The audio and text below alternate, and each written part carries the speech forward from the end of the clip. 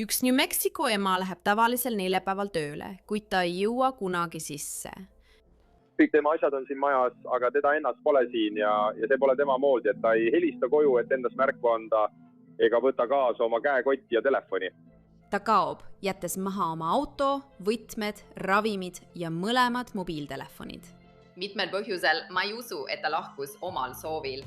Mõni kuu hiljem leitakse tema säilmed eraldatud föderaalsel maal, kus eradetektiiv avastab hulga tõendeid alles pärast seda, kui ametlik kuriteopaik on suletud. Ma arvan, et kõik olid üsna jahmunud, kui nad hakkasid leidma seda, mida nad leidsid. Ja Paagi tõuseb tema töökoht uurimise keskmesse. Midagi toimus, millest meil lihtsalt polnud aimu. See on skandaal, mida esitleb Law and Crime. Mina olen Sierra Gillespie.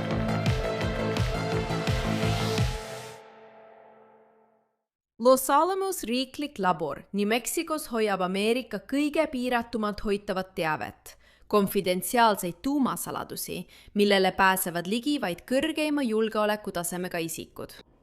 Nagu on teatatud, siis Melissa Casseliasel polnud sellele teabele ligipääsu. Tegelikult oli tema julgeolekuluba varem nii-öelda madalamale tasemele viidud. Ja siiski vandenõuteooriate rong veereb edasi ning võib-olla on selleks ka hea põhjus. Sest kui Melissa Casillas sõitis 26. juunil 2025 laborisse, ei läinud ta tööle. Selle asemel kadus ta ära. Kuud möödusid vastusteta, kuni tema säilmed leiti föderaalmaalt. Ja just siis hakkasid vandenõuteooriad tõeliselt levima. Kuidas jõudis Melissa üksi sellele eraldatud kinnistule? Miks olid mõlemad tema mobiiltelefonid täielikult tühjaks tehtud ja tehase seadetele taastatud? Kuidas see võimalik on? Kogenud detektiivid jätsid sündmuskohal palju olulisi tõendeid märkamata. Mis oli tema surma põhjus? Ja mis kõige tähtsam, kas Melissa surm on seotud teiste tuntud teadlaste kadumistega? Midagi toimus, millest meil lihtsalt pole aimugi. Vaid 35 miili loodes Santa Feest, Uus-Mehhiko osariigis, asub Los Alamos riiklik laboratoorium. 1943 aastal asutatud labor asub Pajarito platool, eemal kõigist sagivatest linnatänavatest või tiheda liiklusega piirkondadest. Tegelikult valis Robert Oppenheimer selle koha just selle eraldatuse tõttu 1940 aastate alguses, pidades seda ideaalseks paigaks Manhattani projekti arendamiseks. Sellest ajast alates on Los Alamose riiklik laboratoorium ehk lühidalt LANL olnud paljude Ameerika ajaloo kõige kõrgema taseme saladuste koduks, millest enamik on nii salajased, et avalikkus ei tea neist midagi. Üldiselt on Uus-Mehhikol selline maine. Alates atoomipommi loomisest kuni 1947 aasta Roswelli juhtumini, mis sütitas tulnukate vandenõuteooriad. Ma mõtlen, isegi kui ma vaatan UFO-toimikuid, näed sa, Los Alamos on seal tihti mainitud. Sest ma ütleksin, et 1940-ndatel, 1950-ndatel paljud vaatlustest tulid Los Alamose, Albuquerque ja Uus-Mehhiko piirkonnast. Ja neid ei märganud ainult tsiviilisikud. Neid märkasid inimesed, kes töötasid Los Alamoses ja kellel oli, tead küll, väga tugev taust selles vallas, suurepärane haridus. Nad töötasid õhujõududes, nad töötasid kaitseministeeriumis. Nii et ma ütleksin, jah, see on väga tuntud ja austatud koht, kus hoitakse palju valitsuse saladusi. Ja see tekitab suure küsimuse. Kas on midagi, mida nad meile ei räägi? Kas Melissa Casillase juhtumis võib olla peidetud saladusi? 2025 aastal elas 53-aastane Melissa Rancho de Tauses Uus-Mehhikos koos oma abikaasa Marki ja nende tütre Sierraga. Nii Melissa kui ka Mark töötasid LANL-is, sõites iga päev kodust Los Alamosse laborisse. Olgu täpsustatud, Melissa ei olnud teadlane, vaid hoopis administratiivassistent. Siin on tema perekonna advokaat David Adams. Ta töötas laboris administratiivassistendina. Teate küll, tal ei olnud teadlase rolli. Tema ligipääsuluba oli piiratud, nii et ma ei ole täpselt kindel, millele tal oli juurdepääs. Lauren Conlini, LA Magi ajakirjaniku, kes selle loo esimesena avalikustas, sõnul oli Melissalt laboris hiljuti osa tema ligipääsuloast ära võetud. Ta oli Los Alamose haldusassistent ja väidetavalt oli tal tööl mõningaid probleeme. Ma ei tea, mis need probleemid olid, aga midagi viis selleni, et ta kaotas mingil hetkel oma ligipääsuloa. nii et ma ei tea, kas tema perekond tema perekond ei välista midagi, aga ma ei usu, et nad arvavad, et see on seotud salastatud teabega, sest ta kaotas oma ligipääsuloa. Ma arvan, et see võiks olla terve rida erinevaid asju, ma arvan. Ta vastutas, kohtumiste korraldamise eest, dokumentide eest, nende õigetele inimestele edastamise eest. Aga tema perekond, vähemalt need, kellega mina rääkisin, ei teadnud tema igapäevaelust eriti palju. Ma ütlen, Melissast jäi vähemalt tema Facebooki põhjal mulje, et ta oli kirglik jahimees. Ma usun, et mingil hetkel oli temal ja ta abikaasal YouTube'i kanal nende jahiretkedest ning neil oli ka oma äri. Ma tegin taustakontrolli ja olin ühel hetkel segaduses lihtsalt tohutu hulga postkastide pärast, aga sügavamal uurimisel selgus, et tal tõesti oli mitu äri. See teema tuleb hiljem veel kord üles. Melissa ja Markil oli kirg jahipidamise vastu, kuid ütlematagi on selge, et pole selge, millele täpselt Melissa laboris ligi pääses. Ja samuti pole selge, miks temalt võidi julgeolekuluba ära võtta. Mida me aga kindlalt teame, on see, et neljapäeval, 26. juunil 2025 ilmus Melissa tavapäraselt laborisse tööle, kuid huvitaval kombel ta ei läinud sisse. The Guardiani andmetel sõitsid Melissa ja Mark peaaegu iga päev koos kodust laborisse. Umbes kell 6:15 hommikul jättis Melissa Marki maha, öeldes enne, et tal tuleb sel päeval töötada kompleksi teises osas. Kuid selle asemel, et sinna piirkonda minna, pööras Melissa ringi ja sõitis üle tunni aja koju tagasi. Tema tütar Sierra ütles, et nägi Melissat sel hommikul umbes kell 7:45. Kui Sierra küsis emalt, miks ta kodus on, ütles Melissa, et ta unustas oma töökaardi. Kuid ainult sellest ei piisa, et asi klapiks. Rääkisin ka ühe Los Alamose töötajaga. Kogu see lugu, et Melissa unustas oma kaardi ja pöördus koju tagasi. See töötaja ütles, et ta on ise ka mitu korda oma kaardi unustanud. Lihtsalt lähed turvateenistusse ja saad ajutise kaardi. Nii et midagi toimus, millest meil lihtsalt pole aimugi. Vahetult enne kella 1 pärastlõunal sõidab Melissa Sierra töö juurde, et viia tütrele lõunasöögiks võileib. The Guardiani andmetel ütles Sierra, et Melissa tundus vaikne, kuid üldiselt normaalne. Hiljem ütles Sierra saatele Dateline, et Melissa võis olla veidi vaiksem, kuid siiski polnud midagi, mis oleks mind üllatanud. Veidi üle tunni hiljem, kell 14:18, teatas peretuttav, et nägi Melissat üksi kõndimas mööda New Mexico osariigi maanteed 518. Ta suundus ida poole, kandes seljakotti. Kui tööpäev lõppes, ootas Mark laboris, et Melissa talle järele tuleks, kuid ta ei ilmunud kunagi kohale. Üks töökaaslane viis ta siis koju, kus ta umbes kell 5 maha pandi. Peaaegu kõik kodus tundus olevat omal kohal. Melissase auto oli sissesõiduteel pargitud. Tema 2 mobiiltelefoni on sees, koos käekoti, isikutunnistuse, rahakoti ja igapäevaste ravimitega. Kõik on seal, kus see olema peaks, välja arvatud üks asi. Melissa on kadunud. Siis helistab Mark politseisse, et teatada Melissase kadumisest. Me ei leia oma naist üles. Me pole temast terve päeva jooksul tööl midagi kuulnud. See oli täna hommikul, see oli viimane kord, kui ma teda tööl nägin. Minu tütar nägi teda umbes kella 1 paiku. Kõik tema asjad on siin majas, aga teda ennast pole ja see pole tema moodi, et ta ei helista koju, et endast teada anda ega võtta kaasa oma käekotti ja telefoni. Lähemal uurimisel selgus, et mõlemad Melissa telefonid olid tühjendatud ja täielikult tehase seadetele taastatud. Paistab, et tema telefon on, mu tütar ütleb, et see näeb välja, nagu oleks see lähtestatud, aga no me otsisime kogu maja läbi, kõikjalt meie kinnistul. Me ei leia teda kusagil ja ma ei tea, mida teha. Auto, millest ta oli siin maja juures pargitud, võtmed on siin, maja oli lukus. Kõik oli siin.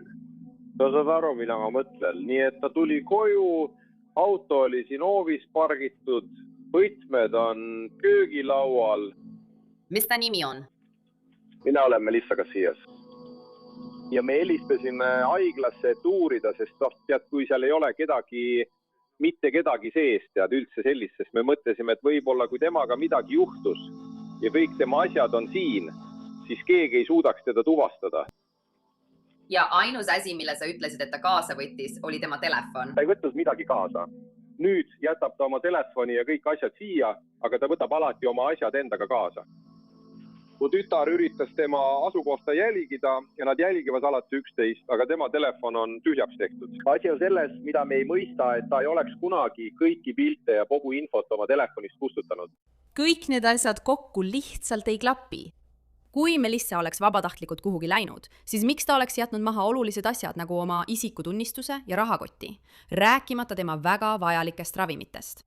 Alguses teatati, et Melissa võttis lahkudes kaasa oma kilpnäärmeravimi, lokitangi ja hambaharja. Ma võtan kilpnäärmeravimeid, ma võtan syntroidi, ma olen seda varem öelnud, mul on seda vaja, et elada. Kui ma tahan elada tervislikku elu, siis mul on seda vaja. Miks sa siis selle kaasa võtaksid, kui sa tead küll, kavatsesid oma elu lõpetada? Midagi toimus. Päevad muutuvad nädalateks ja ikka pole Melissast mingit märki. Tema lähim perekond, abikaasa Mark ja tütar Sierra annavad intervjuu NBC saatele Dateline, kus nad teatavad, et usuvad, et Melissa lahkus omal soovil. Aga Melissa teine perekond, tema isa ja õed-vennad, reageerivad hoopis teisiti. Tema abikaasa oli Facebookis avaldanud teate, milles ütles, et usub, et ta lahkus omal soovil. Ja ma natuke läksin sellega kaasa, mõeldes, et okei, ma austan abikaasat, ma austan perekonda. Aga samal ajal Melissa ema, isa, õde ja õetütar ei usu, et ta lahkus omal soovil. Nad ei usu, et oleks olemas ühtegi põhjust maailmas, miks ta peaks oma tütre juurest lahkuma. Kes oli tema parim sõber? Melissa armastas emaks olemist. Ta oli imeline ema.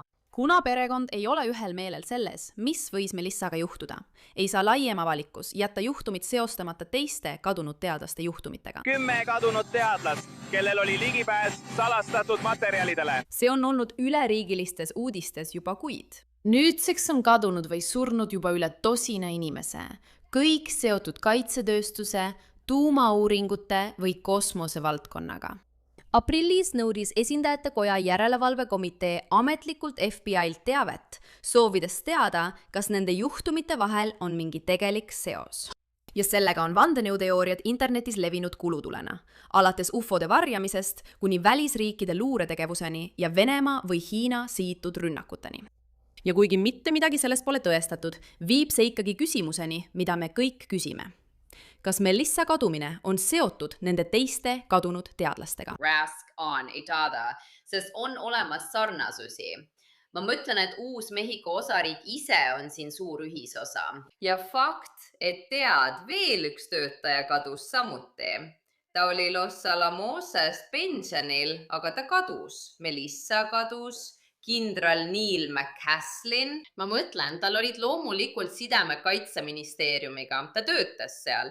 Ta kadus Uus-Mehhikos. Ma võiksin jätkata. Lihtsalt mul on siin raske, sest ma kuulsin eelmisel nädalal Uus-Mehhiko osariigi politseilt ja see puudutab McCaslinit. Seda ma kuulsin reedel. Nad ütlesid mulle, et praegu ei ole midagi, mis toetaks kindral McCaslini seostamist ühegi teise kadunud teadlasega. Ja ma olin nagu, te tundute selles väga kindlad, kas te olete rääkinud teiste asutustega, kas te olete, mis toimub? Ja ma küsisin spetsiaalselt, kas te olete rääkinud Los Angelese, Los Alamose asutustega. Teate, ainus, mida nad vastasid oli, jah, me oleme rääkinud teiste asutustega. Ja hetkel me ei näe mingeid seoseid, hetkel ma ei tea, aga nad lihtsalt ei hakka sellest rääkima. Pereadvokaat David Adams arvab sellest veidi teisiti. Minu arvamus esialgu, enne kui olin näinud, kui palju inimesi on kaasatud. Kui vaadata teadlaste nimekirja üle kogu riigi või inimesi, kes on laborites töötanud, siis jah, tundus, et sellel oli tugev seos. Paljud inimesed kadusid ja see mõjutas seda juhtumit oluliselt, sest ta töötas riiklikes laborites. Aga pärast seda, kui ma hakkasin rohkem uurima ja asja kohta rohkem teada saama, siis ma ei kahtlusta, et see oleks osa mingist suuremast vandenõust. Ma ütlen, et kohalikul tasandil on olnud mitu kõnet, mis viitavad mingile kohalikule vandenõule valitsuse poolel. Ja kui ma ütlen vandenõu, siis ma mõtlen inimesi, kes on helistanud ja väitnud, et teatud olukordades makstakse inimestele altkäemaksu. Ja ma ei usu midagi enne, kui oled seda ise näinud ja saad seda ise kinnitada. Aga mõned neist kõnedest on viinud meid täiendavate uurimiste juurde, mida me oleme läbi viinud. See paneks mind tahtma väga põhjalikult süveneda mõnda neist kohalikest vandenõudest, mida on välja pakutud. Meie lootus on muidugi see, et õiguskaitseorganid räägivad nende inimestega, et meil oleks selge arusaam, kas nende antav teave on täpne või mitte. Kokkuvõttes, kas siin võiks olla suurem vandenõu? Võib-olla. Kui tehase seadetele lähtestatud mobiiltelefonid ja retseptiravimid ei viita millelegi kahtlasele, siis Melissa säilmete asukoht pani vandenõuteooriad tõeliselt tööle. 28. mail leiab üks matkaja, kes jalutab Carsoni rahvusmetsa eraldatud osas šokeeriva vaatepildi. McGaffey Ridge'i piirkonnas avastab matkaja inimjäänused ja nende kõrval püstoli. Veelgi enam, see piirkond ei ole eriti käidav. Tegelikult asub see täiesti kõrvalises kohas. Ma küsisin sellelt matkajalt, kes ta leidis, kas see konkreetne piirkond, need koordinaadid, on see tihedalt asustatud? Ei, see on väga eraldatud. Mul tuli isegi kananahk peale seda öeldes. Väga inimtühi, sest Carsoni rahvusmets on miljoneid aakreid suur. See on nagu, ma arvan, et ma nägin või kui ma uurisin, siis see rahvusmets on umbes 2 või 3 korda Rhode Islandi osariigi suurune. Ja see konkreetne piirkond, kus ta leiti, on eraldatud. Ütleme lihtsalt nii. Sinna piirkonda pääseb mööda maanteed 518, kus Melissat viimati kõndimas nähti. Nii et sellele alale saab niimoodi ligi, aga jällegi tuleb päris kaugele minna. See ei ole kohe maantee ääres, mitte mingil juhul. See on lihtsalt arusaamatu. Ja Melissa säilmete asukoht ei olnud lihtsalt suvaline rahvusmets. Tegelikult oli see föderaalsel maal. Tema keha leidmine ja see, kui eraldatud ta oli ning kuidas need, kes sinna üles läksid, tõenäoliselt ütleksid. Oleks peaaegu võimatu sinna üles minna ilma abita või ilma vee ja toiduta, sest maastik on nii raske ja nii erandatud. Ja siis see, et see maala osutus föderaalmaaks, on iseenesest samuti ainulaadne. 30. mail teatas New Mexico osariigi politsei pressiteates, tsiteerin, koostöös meditsiinilise uurija bürooga OMI on isik positiivselt tuvastatud kui kadunud isik Melissa Casillas. Surma põhjus ja viis ei ole veel kindlaks tehtud. Jäänused läbivad OMI poolt täiendava antropoloogilise uurimise. Aga siin võtavad asjad taas uue pöörde. 1. juunil avaldab Melissa perekond järgmise avalduse. Selles öeldakse, tsiteerin, kinnitame, et Rio Chiquitost leitud jäänused kuuluvad Melissale. Tulemas on veel lisainfot, kuid praegu saame öelda, et ta leiti piirkonnast, mida oli varem juba otsitud. See on palju, mida läbi seedida. Meil on süda raske ja meil on kindel kavatsus jätkata vastuste otsimist õigluse nimel. Ja see on tõeline pommuudis. Melissas säilmed avastas juhuslik matkahuviline piirkonnast, mida oli juba varem otsitud. See juhtus umbes samal ajal, kui Melissa perekond pöördus abi saamiseks David Adamsi poole. Mind palkas Melissa emapoolne perekond, tead, Melissa vanemad ja õde. Ja ma olen uurinud palju varasemaid mõrvajuhtumeid, eriti kadunud põlisrahvaste naiste mõrvajuhtumeid minevikus. Ja ma olen endine föderaalprokurör, kes keskendus oma varasemas töös samuti ainult naistevastastele kuritegudele. Nii et sageli esinen ma konverentsidel üle kogu riigi ja ühel korral oli üks uurija konverentsil ning viis mind kokku perega. Ja ma sain üsna kiiresti aru, et juba ainuüksi nende asjade põhjal, mida ma uurimises nägin, saan ma olla abiks selle järelevalves ning loodetavasti aidata kaasa sellele, et õiged asjad saaksid tehtud, kuna tegemist oli veel aktiivse uurimisega. Juunis läksid eradetektiivid tagasi Carsoni rahvusmetsa piirkonda, kust leiti Melissa säilmed. Ja keegi ei oleks osanud oodata, mida nad avastasid. Jah, asi oli selles, et õiguskaitseorganid võtsid pärast Melissa leidmist perega ühendust, andsid neile koordinaadid, kus ta leiti ning teatasid, et kuriteopaik on avatud ja vabastatud ning seal pole enam midagi teha. Nii läks pere koos Four Cornersi otsingu- ja päästemeeskonnaga sinna piirkonda, et lihtsalt vaadata, kus ta viimati oli, ilma et nad oleksid tegelikult midagi leidmist oodanud. Ja ma arvan, et kõik olid üsna šokeeritud, kui nad hakkasid leidma seda, mida nad leidsid. Sealhulgas, tead, luid. Muidugi, et koer andis vähemalt märku, et need võivad olla inimluud. Tead, lähtudes koera väljaõppest, aga selle määrab antropoloog. Ja saa see paber ise mõned asjad, mida me tuvastasime kui võimalikku bioloogilist materjali. Veri maas, tema riided, mis näisid samuti olevat ribadeks. Mõnedel riietel tundus samuti olevat võimalikku verd. Seal üleval oli kingapael. seal üleval on ka ümbris. Ja seega iga asi, mis võiks anda mingitki DNA analüüsi ja siduda kellegi või millegagi, on minu arvates sellistes juhtumites ülioluline, kui muud tõendid puuduvad. Seega on see kuriteopaik ülioluline. See on üsna murettekitav, et New Mexico osariigi politsei seda tõendit ei kogunud kokku, eriti kuna leiti veel luid. Ma mõtlen, neil olid seal ka koerad. Mulle ütles üks pereliige, et koerad nuhutasid luid, nagu oleksid need inimjäänused. Nii et seegi on oluline. Seal olid ka riided. Nad kavatsevad neid riideid testida. Riietel oli väidetavalt verd. Tegelikult ma arvan, et ma ei pannud seda oma loosse. Ma arvan, et see on siin uus infokild, sest ma rääkisin hiljem ühe pereliikmega ja jah, riietel oli verd. Ja lisaks sellele olid läheduses katki rebitud paberitükid.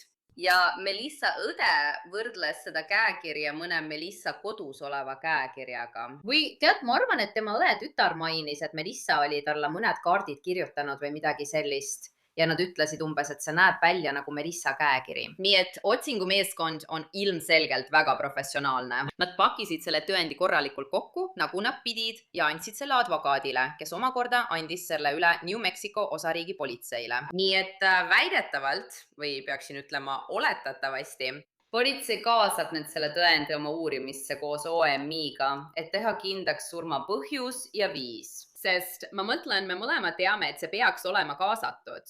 Sündmuskohal leidsid uurijad nende arvates täiendavaid luukilde, mitu juuksekarva, mõned riideesemed ja salapärased ribadeks rebitud paberitükid.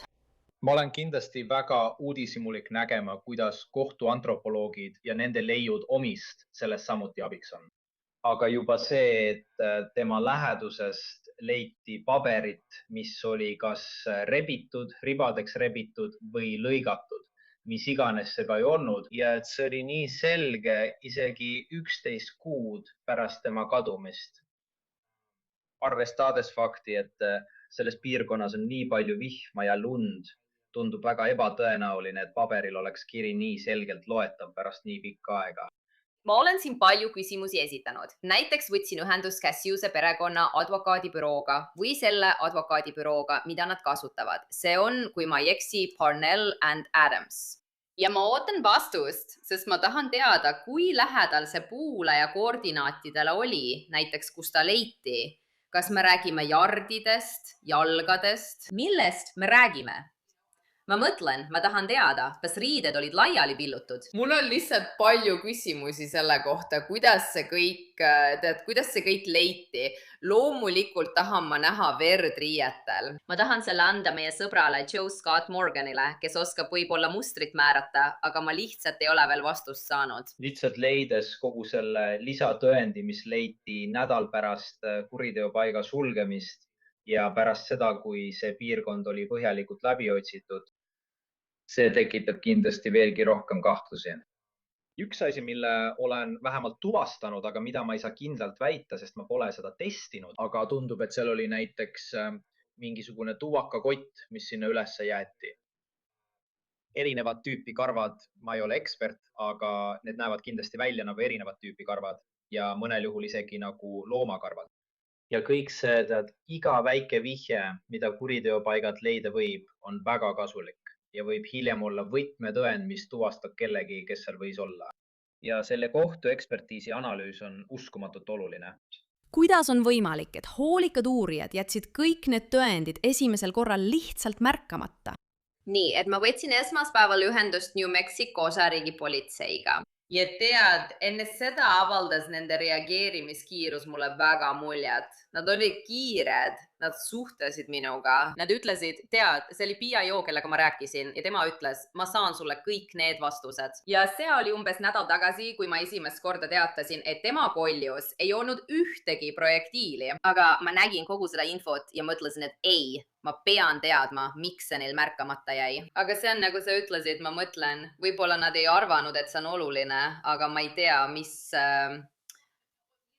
Tead, võib-olla nad olid ja jälle, see on lihtsalt spekulatsioon. Ma ei usu, et õiguskaitse töötab niimoodi, aga võib-olla nad nägid sündmuskohta ja ütlesid enesetapp, enesetapp, enesetapp. Me ei pea rohkem midagi tegema, ma mõtlen, eks.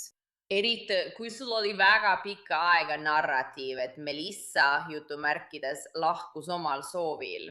Nii et mulle tundub, et see kõik võib-olla andis politseile mõista, et neil pole vaja edasi uurida. See kehtib üldiselt kogu õiguskaitse kohta. Tead, kahjuks on pikk ajalugu, kus naiste vastu toime pandud kuritegusid ei uurita ega menetleta nõuete kohaselt. Enamik sellest ajaloost on dokumenteeritud naistevastase vägivalla seaduses, kus tuuakse välja esiteks ebaproportsionaalselt kõrged vägivallatasemed, aga ka fakt, et iga 3. naine ütleb, et teda on elu jooksul väärkoheldud. Ja siis pead mõtlema ka sellele, kui palju juhtumeid tegelikult ei teatata. Kõik see paneb meid rohkem mõtlema sellele, et selliste uurimiste puhul peame olema traumateadlikumad. Ja minu kogemuse põhjal, kui keegi ei tee neid esialgseid uurimisi nii nagu peaks alguses tegema, siis sa kindlasti ei näe tulemusi. Suurepärased uurimised meie kogukondadest kadunud ja mõrvatud inimeste puhul peavad samuti olema tipptasemel uurimised. Ja ma arvan, et alguses ongi asi selles, et minu arvates puudus uurimise läbiviimisel tõeline kaastunne. Ja ma arvan, et see kajastub kogu uurimise vältel. Ma ise olen saanud telefonikõnesid inimestelt, kes on öelnud, et nad on jätnud vihjeliinile sõnumeid lootes tagasi helistamisele. Mitte tingimata otseseid tõendeid, kuid kindlasti infot, mis oleks väärtuslik täieliku uurimise läbiviimiseks juhtumis, mis jõudis üleriigilistesse uudistesse. Kui kadunuks jäi keegi, kes töötas, tead küll, mõnes föderaallaboris.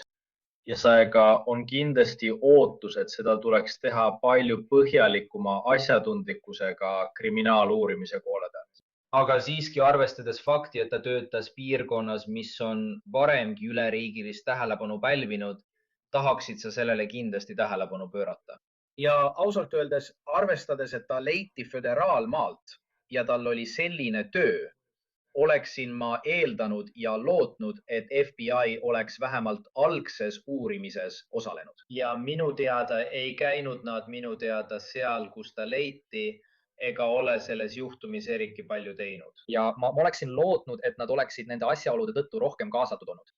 Lisaks sellele uuele tõendile oli väidetavalt kuriteopaik saastatud esmareageerijate poolt. Seal oli apelsinikoore tükk, mis oli ilmselgelt samuti esialgne ohumärk.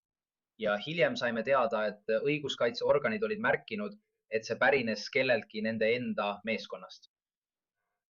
Olles olnud endine prokurör ja uurinud palju erinevaid kuriteopaiku, ei taha ma kindlasti, et kuriteopaigal toimuks mingisugune saastumine või et midagi jäetaks sinna lähedale.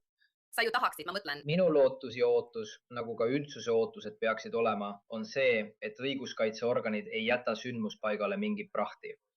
Nii ei teki ka mingeid probleeme. Nii et vähemalt saame kindlalt öelda, et õiguskaitseorganid ütleksid, et apelsinikoored on nende omad. Hea uudis on see, et kogu see uus teave on edastatud õiguskaitseorganitele ning uurimine Melissa surma osas on endiselt avatud ja käimas. Alguses oli õiguskaitseorganite vastus, et vau, see on üllatav, sest meie arvates on meil umbes 95% kogu Reili Melissa säilmetest olemas. Seega oli üllatav, et sealt midagi leiti, sest minu teada oli vähemalt 7 õiguskaitseorganite töötajat, kes seda kuriteopaika uurisid, millele ma arvan, et nad kõik kinnitaksid. Nad olid sinna jõudes väga väsinud ja kurnatud lihtsalt selle maastiku tõttu, mis sinna jõudmiseks läbida tuli. Aga kindlasti teeb murelikuks see, et nad olid kõigi nende seal leitud asjade suhtes üsna ükskõiksed. Nagu see polekski nii oluline olnud. Ja olles vaadanud juhtumeid, kus peredel on olnud võimalus ära võetud tõeliselt kohtuekspertiisi korras analüüsida kuriteopaigalt leitud materjale, tead ju, kuidas see võib kindlasti viia olukorrani, kus õiglus või vastutus jääb saamata.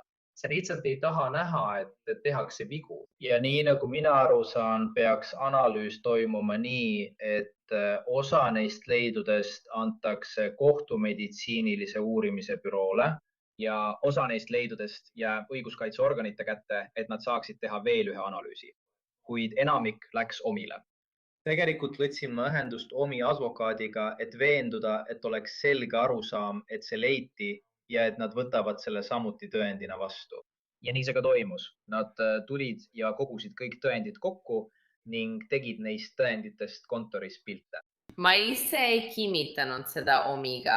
Aga advokaadibüroo sõnul usuvad nad, et see kõik läheb samasse tõendite hoiustamisse, kus tehakse teste relva, tema luude ja muu sellisega. Ma arvan, et selle tulirelva kohtuekspertiisi analüüs annab samuti mingit teavet selle kohta, kas see on olnud väga pikka aega väljas, sest kui see relv oleks nii kaua sellistes tingimustes väljas olnud, oleks seal kulumist, võimalikke roostejälgi. Samuti tuleb teha vereanalüüsid ja see viib meid tagasi nende raportite juurde, millest me varem rääkisime. Melissal ja tema abikaasal oli kombeks sageli jahil käia. Lorraine'i sõnul võivad Marki jahisaapad olla uus tõend. Ja ma happasin lihtsalt politsei raportit läbi vaatama ning nägin, et politsei võttis tema kamuflaažmustriga saapad, millel oli verd. Aga nad on jahimehed, see on ju jahipere. Nii et tead, me pole selle vereanalüüsi tulemusi veel üldse näinud, aga ma olen valmis kihla vedama, et see on tõenäoliselt loomaveri. Aga kunagi ei või teada. Aga järgmine küsimus siin on ajakava. Me ootame endiselt lahkamistulemusi ning Melissa surma põhjust ja viisi. Kas on mingitki märki, millal see teave võiks avalikuks tulla? Ja see on üks asi, mida ma advokaadibüroolt küsisin. Ma lihtsalt küsisin, kas teil on üldse mingit ajakava OMI tulemuste kohta. Ja ta ei öelnud midagi, aga tead, ta ei öelnud seda otseselt, kuid ta vihjas, et see võib võtta kauem aega, sest nad andsid politseile uusi tõendeid, mida selle protsessi käigus arvesse võtta. Meil pole aimugi ajakava kohta. Varasemate kogemuste põhjal peaksime tegelikult järgmise 30 päeva jooksul nägema esialgseid aruandeid ja järeldusi OMIlt ja õiguskaitseorganitelt loodetavasti. Ja kuigi kogu see uus teave tuli päevavalgele tänu Melissa perekonna poolt palgatud eradetektiividele, on olnud ka draamat, millesse on kaasatud tuntud eradetektiivid. 16. juunil andis 8. ringkonnakohtunik Mark Cassisele ajutise lähenemiskeelu eradetektiiv Thomas McNally vastu.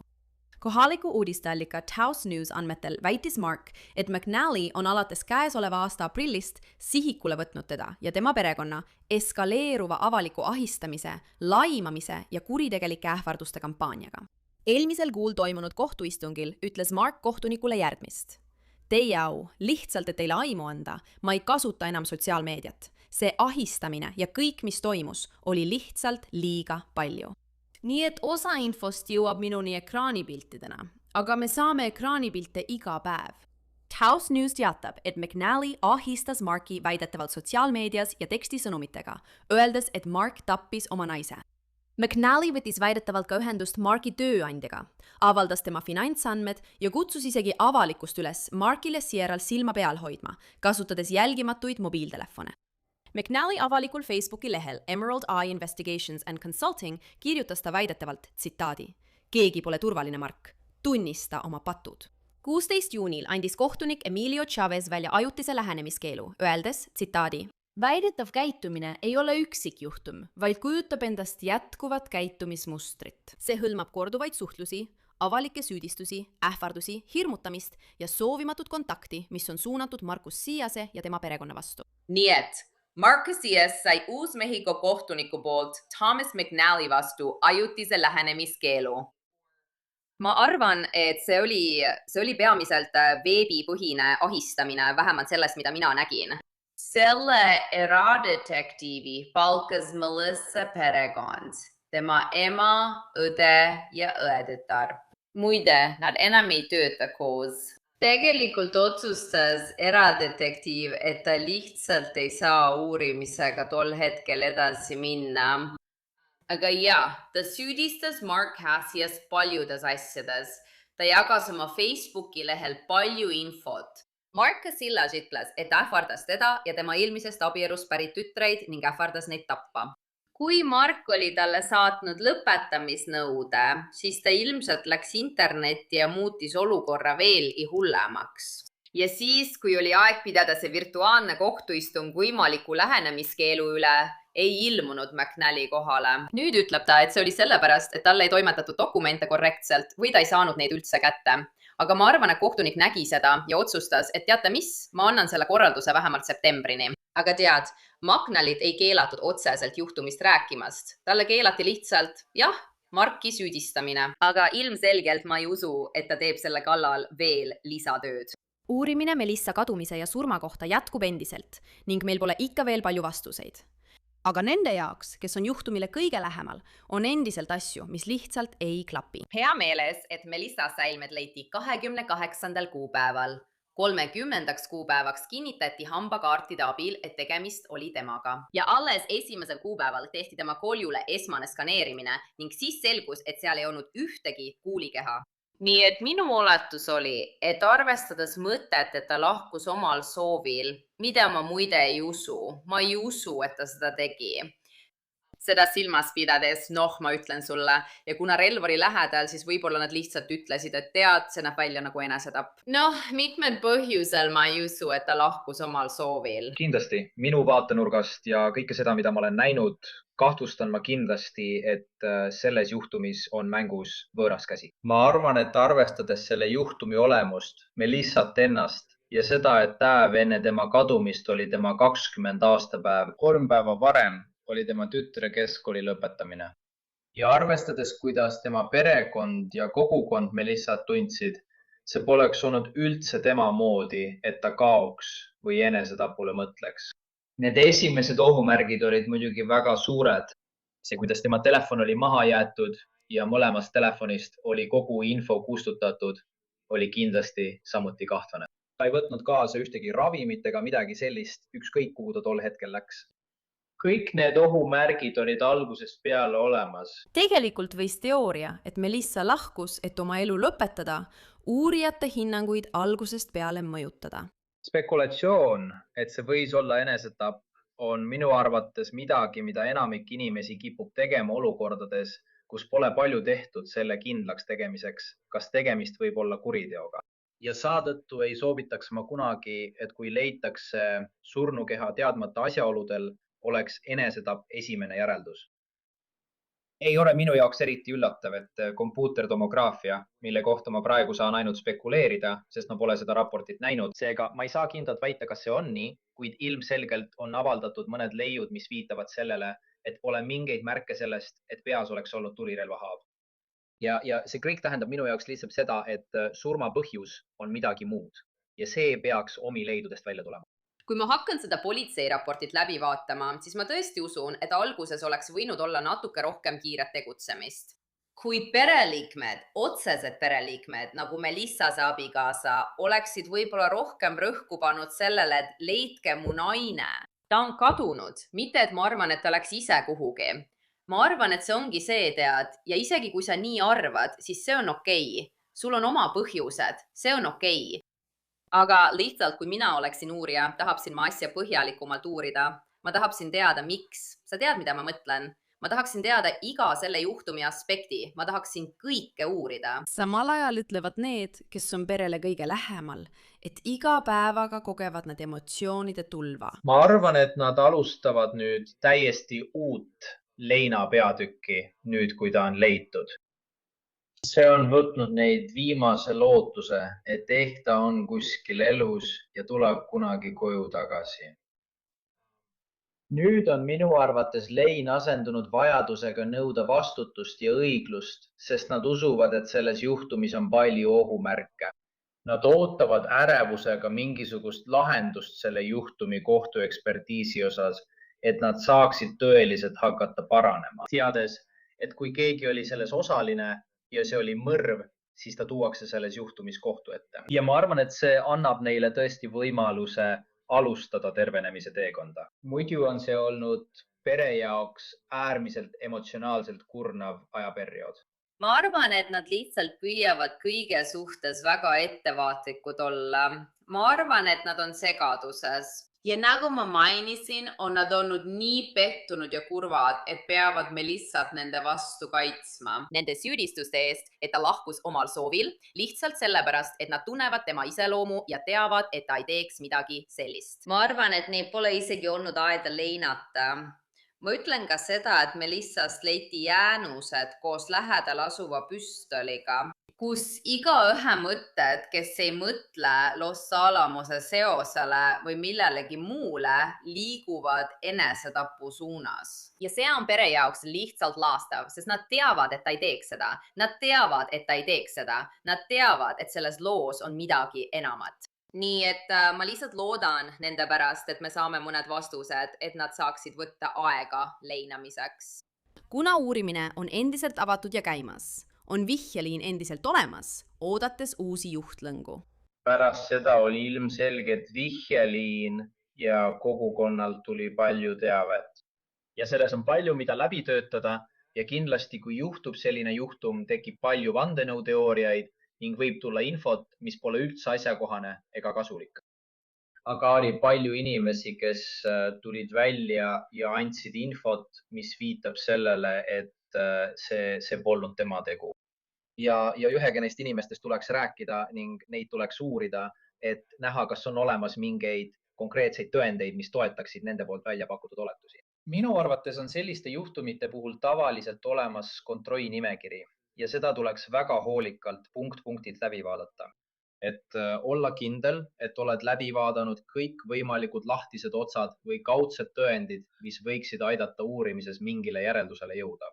Ja selle põhjal, millist infot ma olen näinud ja kuulnud, on kindlasti inimesi, kellega ma räägiksin ja kellelt püüaksin vastuseid saada. Et selgitada mõningaid asju, mida on välja pakkunud inimesed, kes on vihjeliinile helistanud. Kui teil on teavet Melissa Caselase kadumise või surma kohta, võtke ühendust New Mexico osariigi politseiga. Aga mõne jaoks, nagu Lauren Conlon, on selge, et siin on midagi enamat mängus. Kes iganes, kui keegi teine oli veel seotud ja ma usun, et keegi teine oli seotud, siis nad teadsid täpselt, mida nad tegid. Sa pead sellele mõtlema. Või kas neil oli Melissa üle mingit kontrolli? Sest mäleta, tal oli 2 telefoni, mõlemad olid tehase seadetele taastatud. Ma pean jälle oletama, et keegi sundis teda seda tegema. Keegi käskis tal seda teha või andis talle selleks juhised. Ja siin see tänane skandaal meid jätabki. Melissa Caselase surma ja kadumise mõistatus. Lihtsalt see. Täielik ja täielikult lahendamata mõistatus. Kui sulle meeldis see, mida nägid ja tahad rohkem näha või minuga sotsiaalmeedias ühendust võtta, siis leiad mind näiteks Instagramist kasutajanimega Sierra Gillespie. Aitäh, et vaatasid tänast skandaali osa. Nagu alati, olen teie saatejuht Sierra Gillespie ja kohtume juba järgmisel korral.